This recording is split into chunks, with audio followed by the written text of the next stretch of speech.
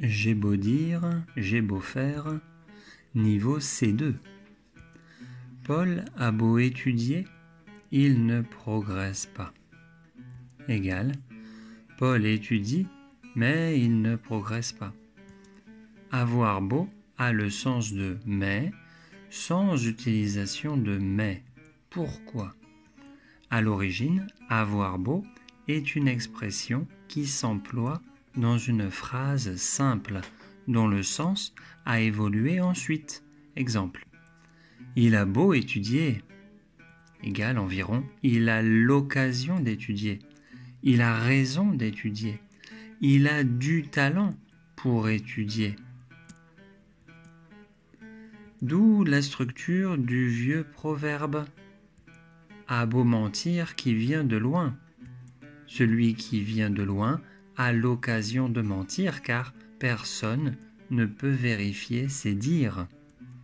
Ensuite, avec le temps, de l'ironie s'est glissée dans cette expression que l'on expliquait dans une seconde phrase. Paul a beau étudier, il ne progresse pas. Égal, Paul, quel bon étudiant, il ne progresse pas. La seconde phrase explique l'ironie de la première phrase.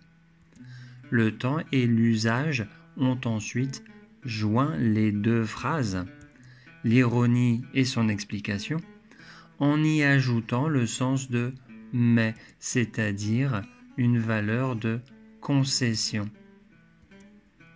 L'erreur commune, c'est d'ajouter « mais » entre les deux phrases. Ce serait un non-sens puisque la seconde phrase est censée expliquer la première. Entre les deux phrases, pensez à votre prononciation. Faites comme s'il y avait un point d'exclamation pour ne pas dire « mais ». J'ai beau expliquer, Paul ne comprend pas.